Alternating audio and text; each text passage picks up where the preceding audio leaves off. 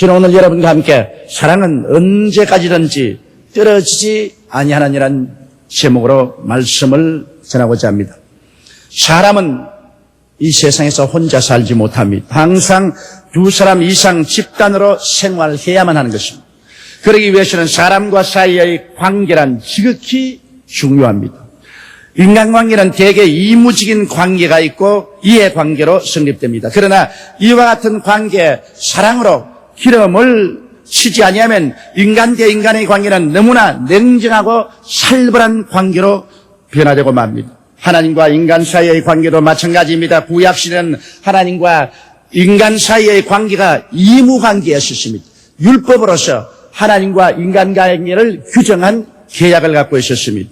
그러므로 인간이 이무를 어길 때 언제나 무서운 형벌이 따라왔습니다. 그러나 신약시대는 사랑의 관계입니다. 사랑의 관계에는 용서와 긍휼이 따라오는 것입니다. 사랑이란 항상 이웃을 생각하고 섬기기를 원하고 이웃의 성공과 행복을 기뻐합니다. 그렇기 때문에 사랑이 없는 방언과 천사의 말은 공하기 짝이 없습니다. 그것은 아무리 방언을 많이 하고 천사의 말을 한다고 할지라도 이웃과의 아무런 관계를 맺지 못합니다. 사랑이 없는 예언이나 지식이나 믿음도 아무런 의미가 없습니다. 자기 혼자 잘난 체하지만 그것이 무엇을 산출합니까? 사랑이 없는 이무적인 구제나 희생도 아무런 유익이 없습니다. 사랑으로 구제하고 사랑으로 내 자신을 희생하는 것은 가치가 있지만 사랑이 없이 이무적으로 그리고 어떠한 정치적인 개인적인 목적 때문에 구제나 희생을 하는 것은 아무런 유익이 없습니다. 사랑만이 딱딱하고 냉정한 이무와 이해관계의 살벌한 생존 경쟁틀을 훈훈하고 인정이 넘치는 띠로 묶어주고 이 가혹한 세상을 살기 좋은 세상으로 변화시켜주는 능력을 나타내게 되는 것입니다. 그런데 이 사랑을 성경의 프리즘을 통해서 우리에게 아름답게 분석해 보여주고 있습니다. 햇빛을 프리즘이란 유리를 통하게 하면 7가지 색깔로 분해되어 나옵니다.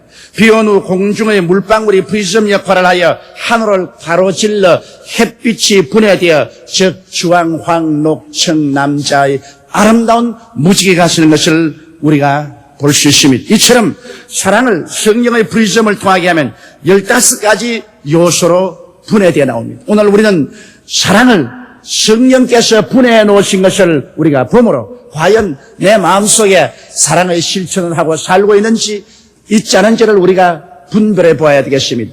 이 세상에서 가장 위대한 것이 사랑이고 하나님은 사랑이라고 하기 때문에 내가 예수를 믿고 하나님을 따라가면 이 사랑의 사람이 되도록 끊임없는 기도와 노력을 해야만 하는 것입니다. 과연 내 속에 어느 정도의 사랑이 이루어지는가 오늘 우리는 한번 깊이 살펴보아야겠습니다. 그러면 사랑의 요소를 성경은 무엇으로 표현하고 있습니까? 첫째로 사랑은 오래 참는다 그렇게 되어 있는 것입니다.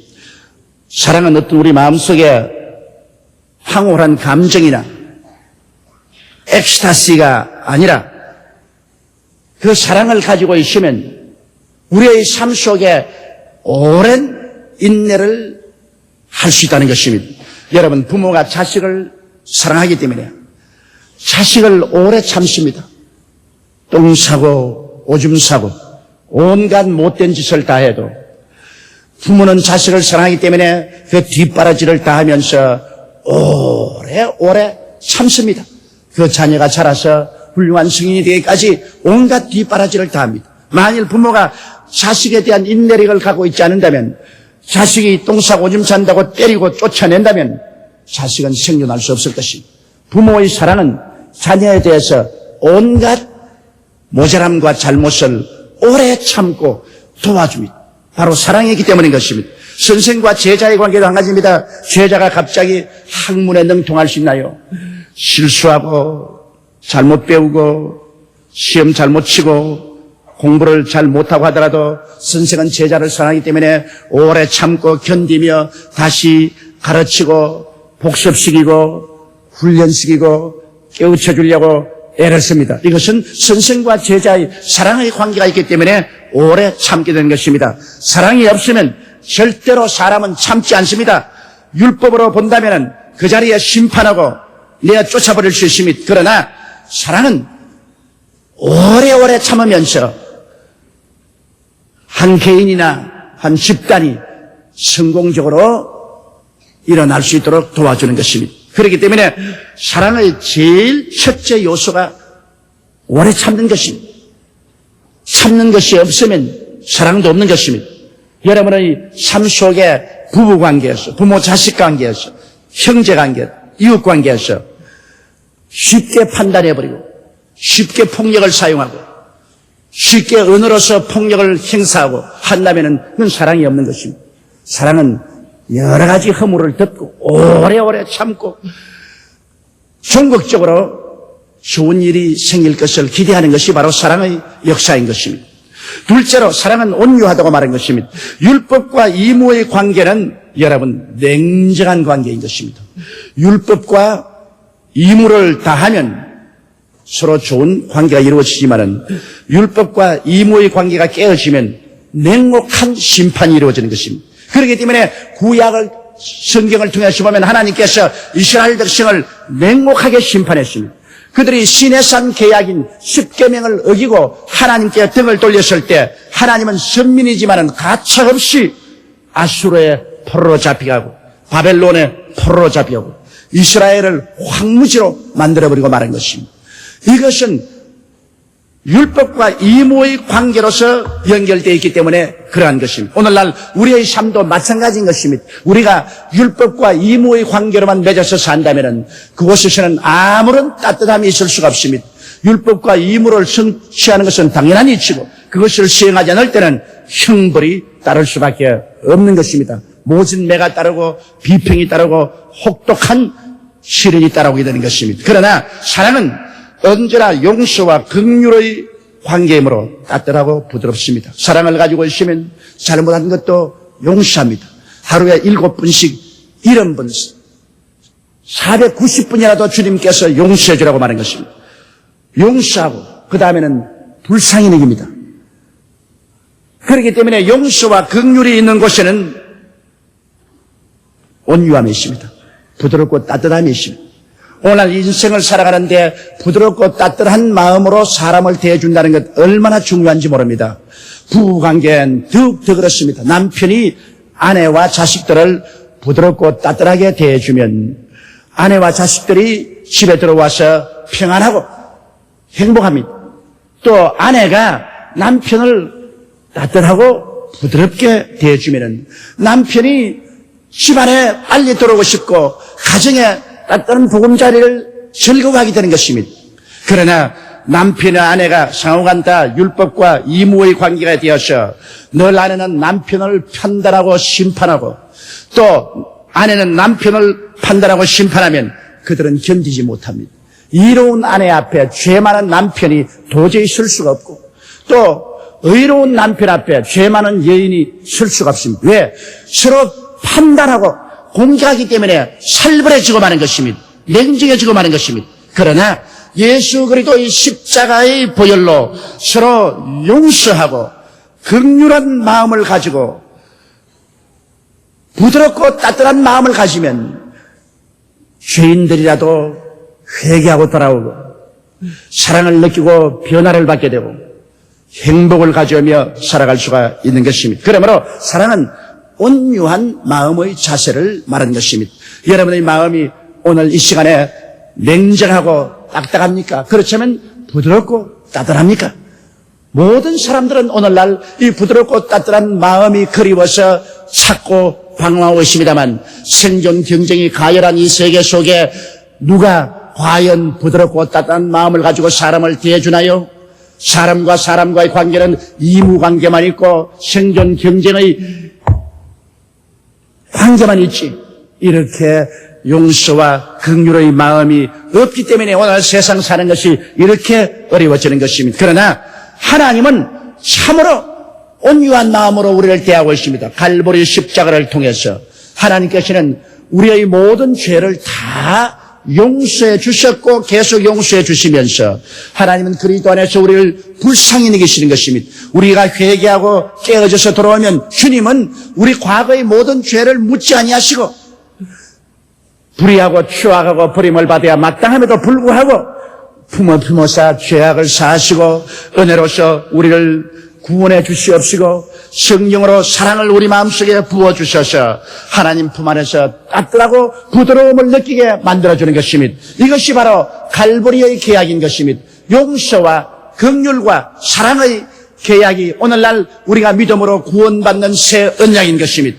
그렇기 때문에 신약시대에 사는 사람들은 얼마나 행복하고 복이 많은지 경험할 수 없습니다. 이제는 우리 하나님이 심판하고 두려운 하나님이 아니라 용서하고 긍휼을 베풀어주고 부드럽고 따뜻한 마음으로 품어주는 이 놀라운 아버지로서의 하나님 품에 우리가 예수 그리스도로 통해서 안기게 되었으니 얼마나 고맙지 않습니까? 사랑은 온유함. 그러므로 오늘날 우리 하나님은 사랑으로서 우리에게 나타나신 것입니다. 온유한 하나님 품에 안겨서 우리는 영원한 삶을 누릴 수가 있는 것입니다. 셋째로 사랑은 투기하는 자가 되지 아니한다고 말했습니다. 이해 관계 속에 이루어진 인간관계 속에는 이웃이 잘 되면 투기하게 되는 것입니다. 서로 이해 관계가 있기 때문에 남이 잘 되면 내가 손해난다고 생각하고 남이 잘 되면 내가 열등의식과 좌절감을 느끼기 때문에 어찌한지 남이 잘 되는 것을 시기하고 투기합니다. 사촌이 눈을 사면 배가 아프다는 것은 바로 그와 같은 이해 관계 속에 생존 경쟁을 하고 있기 때문인 것입니다. 그러나 사랑의 관계 속에서는 사랑하는 상대가 잘 되는 것을 큰 기쁨으로 생각합니다. 부모가 자식을 사랑하기 때문에 어찌한지 자식 잘 되기를 원합니다. 그러므로 자식에 대해서 잘못 말하면 부모의 마음은 괴로워집니다. 여러분 중국의 고사에 보면 용이 몸에 비늘이 있는데 그 비늘 중에 하나는 까꿀로 써 있답니다. 싸듬어 내려가다가 까꿀로 써 있는 비늘을 대면 용이 꼬리를 치고 천둥 번개를 내면서 덤벼든다는 것입니다. 그 영린이란 까꿀로 있는 비늘이 무엇이냐 하니까 용의 자식이랍니다. 자식에게 손대면 어느 부모든지 가만히 있지 않습니다. 굉장히 고통스러워하고 괴로워하고 대결합니다. 그것은 부모가 자식에 대해서 뜨거운 사랑을 가지고 있기 때문에 자식이 잘 되기를 원하지 자식이 잘 되는 것에 대해서 투기하지 않습니다. 그러므로 사랑의 관계 속에서는 사랑하는 상대가 잘 되는 것을 큰 기쁨으로 생각합니다. 우리가 참으로 이웃을 사랑한다면 이웃이 잘 되기를 원하고 기도해주고 이웃이 잘 되면 박수를 쳐주는 이러한 아량이 있을 때 그 사람은 사랑의 사람인 것입니다. 넷째로 사랑은 자랑하지 아니한다고 말했습니다. 서로 경쟁적인 관계에 놓일 때는 서로 자기의 성취를 자랑하게 되는 것입니다. 자기 선전을 하게 되는 것입니다. 그러나 사랑의 관계 속에서는 상대를 자랑해도 자기를 자랑하지 않습니다. 어찌한지 상대를 돋보이게 만들어주고 자랑해주고 칭찬해주는 이것은 참 사랑이지만은 상대에게 열등감을 갖다 주고 좌절의식을 갖다 주도록 하기 위해서 자기를 돋보이게 만들고 자기를 자랑하고 자기를 의시되는 이러한 일은 하지 않습니다. 그렇기 때문에 우리가 참으로 사랑은 겸비하게 자기를 낮추고 남을 언제나 높여주고 잘나게 만들어주는 이러한 일을 하게 되는 것입니다. 우리 하나님 아버지께서 우리 주 예수 그리스도를 끊임없이 높여주고 끊임없이 사람 앞에 돋보이게 만들어주고 예수님은 자기를 감추고 하나님 아버지만 높이는 이 삼위일체 하나님의 사랑의 관계를 우리는 깊이 생각해 보지 아니할 수가 없습니다. 다섯째, 사랑은 교만하지 아니한다고 말하고 있는 것입니다. 경쟁적인 인간관계 속에서는 자기를 돋보이게 하려고 교만하며 혹은 오만하게 행동하는 것입니다. 그러나 사랑의 관계 속에서는 자기를 낮추고 나타내지 않으며 겸비하게 낮춥니다. 교만은 패망의 선봉이요 교만한 마음은 멸망의 앞잡이라고 말하는 것입니다. 그러나 사랑은 교만하지 아니하고 거만하지 않습니다. 사랑은 자기를 언제나 낮춥니다. 그리고 자기를 나타내려고 하지 않습니다. 자기를 겸허하게 하는 것이 바로 사랑의 속성인 것입니다. 여섯째, 사랑은 무례히 행치 않는다고 했습니다. 상대에 대하여 전혀 무관심하거나 적대적일 때는 무례한 어느 행동을 하는 것입니다. 오늘날 무례한 어느 행동을 하는 사람이 너무나 많습니다. 심지어 교회에 와서도 예수 믿는다고 하면서도 예의를 던져버리고 무례한 어느 행동을 하는 사람들이 많이 있습니다. 그러나 사랑은 상대를 존경하기 때문에 상대의 감정에 불쾌감을 주는 행동을 삼가하고 언제나 예의 바르게 행동하는 것입니다. 그래서 상대를 하여금 마음에 언제나 기쁨을 가질 수 있도록 그렇게 하는 것입니다. 아무리 사람이 가까워도 무례하게 행동하면 사이가 벌어집니다. 부부간에 아무리 가까워도 서로 가까울수록 예의를 지켜야 됩니다. 부모 자식 간에 형제 간에 언제나 예의 바르게 행할 때 참 사랑의 역사가 나타나게 되는 것입니다. 일곱째, 사랑은 자기 유익을 굳이 아니한다고 말했습니다. 인간은 근본적으로 이기주의적인 것입니다. 자기를 먼저 생각하고 타를 생각합니다. 그러나 사랑하는 대상을 위하여 자기를 희생합니다. 이러므로 자기 유익보다는 상대의 유익을 추구해서 자기 먹을 것을 먹지 아니하고 자기 입을 것을 입지 아니하고 상대를 도와주는 이와 같은 것이 사랑인 것입니다. 그리고 여덟째, 사랑은 성내지 아니한다고 말했습니다.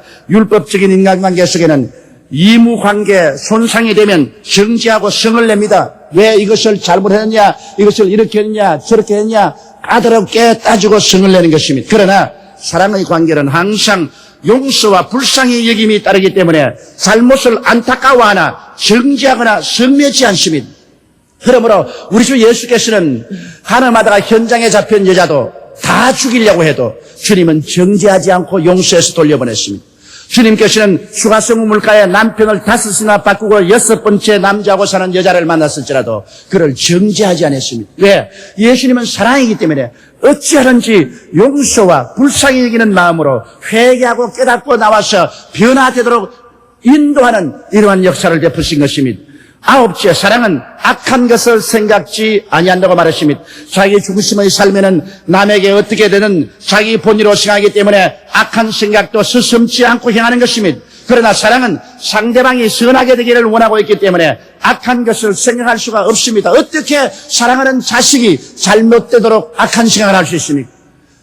그와 같이 사랑하는 자기의 애인이 잘못되기를 원하고 악한 생각을 하는 사람은 없습니다. 다 선하게 생각하는 것입니다. 잘되기를 원하여 축원하는 것입니다. 그러므로 사랑은 악한 것을 마음속에 생각하지 않습니다.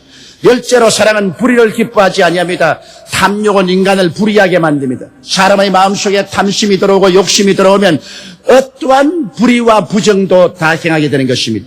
그러나 사랑은 남을 이용하여 자기 유익을 굳이 아니하므로 인간관계에서 의롭지 못한 행동은 하지 않습니다.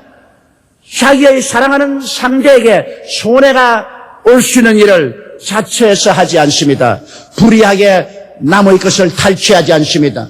남의 고통을 가하지 않습니다. 이러므로 사랑은 불의를 기뻐하지 아니합니다. 11째로 사랑은 진리와 함께 기뻐합니다. 마귀는 거짓의 아비입니다. 마귀의 지배하에 있으면 항상 거짓 속에 살게 됩니다. 온 세상이 악한 자에게 있으므로 오늘 온 세상은 거짓 속에 살고 있는 것입니다. 어디서 와서 왜 삶이 어디로 가는지도 모르고 육신의 정욕과 안목의 정욕과 세상 자랑만 따라 살면 지혜롭다고 마귀는 가르치고 있습니다. 이것을 믿고 그대로 따라가는 사람은 죽음 이후에 영원한 심판을 받고 불과 유황으로 타는 못에 떨어지고 말게 될 것입니다. 하나님은 사랑이십니다. 사랑 가운데 사는 사람은 하나님의 성품을 갖고 삶으로 당연히 진리를 기뻐합니다. 왜냐하면 하나님은 거짓이 아니고 참이기 때문인 것입니다. 그렇기 때문에 하나님을 사랑하고 하나님의 사랑을 가진 사람은 거짓을 미워하고 진리를 사랑하는 것은 당연한 이치인 것입니다. 12째, 모든 것을 사랑은 참는다고 말한 것입니다.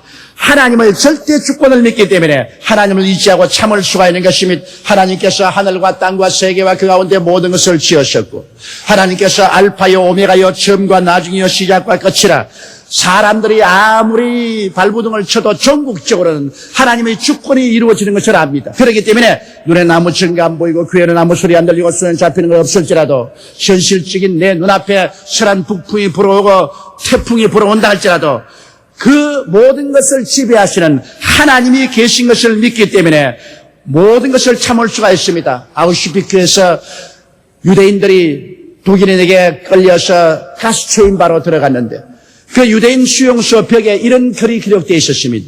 비록 구름이 끼어 태양이 보이지 아니할지라도 그 태양저 위에 찬란한 햇빛이 있는 것처럼 지금 어둡고 캄캄하고 절망이라도 그러나 이 건너편 위에 이것을 다스리는 하나님이 계신 것을 알기 때문에 나는 낙심하지 아니한다고 기록한 글인 것입니다. 여러분, 그러므로 우리가 하나님이 계시고 하나님이 우리에게 관심을 가지고 있는 것을 아는 이상은 우리는 모든 것을 참을 수가 있는 것입니다. 하나님을 사랑하는 사람은 모든 것을 참을 수가 있습니다. 그리고 우리가 이웃을 사랑하면 이웃을 위해서 모든 것을 참고 그 이웃이 선하게 될 것을 우리는 기대할 수 있는 것입니다.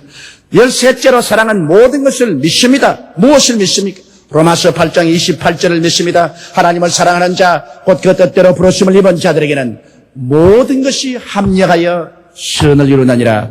좋은 것도 나쁜 것도 성공도 실패도 건강도 질병도 전국적으로 우리가 하나님을 사랑하고 하나님의 사랑을 받고 있으면 합동하여 유익이 된다는 것을 믿고 또 이와 같은 믿음을 내 이웃에게도 연장시키는 것입니다. 이웃을 위해서 예수 이름으로 기도하고 있을 때 하나님께서는 그 기도를 받으시고 모든 일에 합동하여 유익을 이루어줄 것을 믿고 살도록 만들어주는 것입니다. 사랑은 끝까지 신뢰합니다.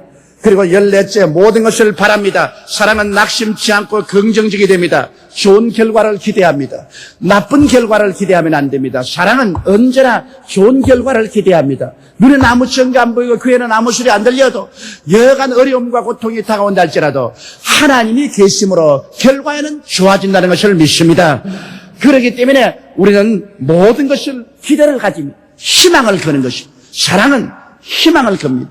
불구 자녀를 가진 부모라도 그 불구 자녀에 대해서 절망하지 않습니다. 끝까지 희망을 걸고 그 자녀를 위해서 희생하는 부모들을 많이 보는 것입니다. 희망을 저버리면 그것은 사랑이 아닙니다. 사랑은 끝까지 희망을 가지게 되는 것입니다. 15째로 사랑은 모든 것을 견딘다고 말하는 것입니다. 고난 중에도 하나님이 함께 계시고 그 고난이 의미가 있음을 믿고 기도하며 견디는 것입니다. 우리가 견딜 수 있는 것은 고난에 의미가 있다는 것을 알기 때문에 견디는 것입니다. 고난이 아무런 의미가 없다. 내가 이렇게 헐벗고 굶주리고 고통당해도 아무런 의미가 없다. 그러면 의미 없는 고난이 휩쓸어오면 사람은 그것을 견디지 못합니다. 결국엔 자살하고 마는 것입니다. 포기하고 마는 것입니다. 그러나 고난이 의미가 있다고 생각하면 끝까지 참을 수가 있습니다. 독일의 강제 수용소에서 무시무시한 고통을 당한 유대인 철학자 한 사람은 이런 말을 했습니다. 수용소에 있을 동안에 삶의 의미를 갖지 못한 사람은 한두 사람 병들어서 쉽게 죽어갔다는 것입니다. 그러나 자기는 막 결혼을 하고 난 다음에 신부를 두고 수용소에 끌려갔기 때문에 그는 무시무시한 결심으로 살아서 내 아내를 즐겁게 해줘야 되겠다는 그 삶의 의미가 그게 있었다는 것입니다. 그래서 그는 그 신락 같은 의미를 부여잡고 그 고통과 괴로움과 굶주림 속에서 매일같이 견뎌낼 수가 있었다는 것입니다. 삶의 의미란 대단히 중요합니다. 의미를 잃어버리면 우리의 삶은 포기되고 마는 것입니다. 그런데 이 사랑은 모든 것을 견딜 수 있는 것은 하나님께서 같이 계신 것을 알기 때문인 것입니다. 내가 비록 사망의 엄침한 골짜기로 다닐지라도 해를 두려워하지 않을 것은 주께서 나와 함께 하심이라. 주의 지팡이와 막대기가 나를 아니하시나이다. 사망의 엄침한 골짜기를 지내도 하나님이 날 모르게 섭리하고 계시기 때문에 전국적으로 하나님께서는 더 좋게 만들어준다는 삶의 의미를 가질 수가 있습니다. 금세 안 되면 영원한 내세에도 하나님께서 보상해준다는 그러한 기대가 있고 의미가 있습니다. 의미만 있으면 어떠한 고난도 견디낼 수 있는 것입니다. 의미를 잃어버릴 때 고난은 우리에게 파멸을 가져오게 되는 것입니다. 그러므로 사랑이 있기 때문에 하나님을 사랑하고 내가 사랑받기 때문에 내가 이웃을 사랑하고 이웃이 나를 사랑하기 때문에 나는 어떠한 고난도 견딜 수가 있다는 것입니다. 그러므로 이 우주에서 가장 위대한 힘이 바로 사랑인 것입니다. 사랑이 있으면 우리는 흑암에서 빛을 발할 수 있는 것입니다. 무질서에서 질서를 가질 수 있습니다. 죽음에서 삶을 창조해낼 수 있습니다. 수에서 아름다움을 만들어낼 수가 있습니다.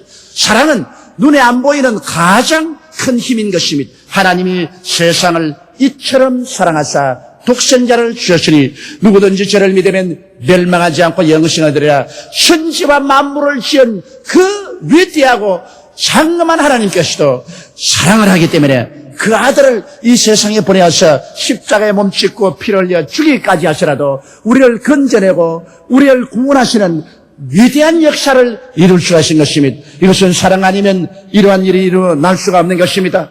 인간을 위대하게 만드는 것도 사랑의 힘인 것입니다. 사랑만이 인간의 삶의 바퀴에 기름을 쳐 삶이 평탄하게 잘 굴러가도록 해주는 것입니다. 이렇기 때문에 이 세상에 가장 귀한 것이 사랑입니다. 잘 먹고 잘 입고 잘 살고 지위와 명예와 권세를 추구하는 것도 좋지만 사랑이 없으면 이 모든 것은 공허하기 짝이 없는 것입니다. 한 빈 산울림에 불과한 것입니다. 사랑이 거기에 첨가될 때 비로소 모든 것은 빛을 내고 찬란해지고 아름다워지고 의미가 있어지고 행복해지는 것입니다.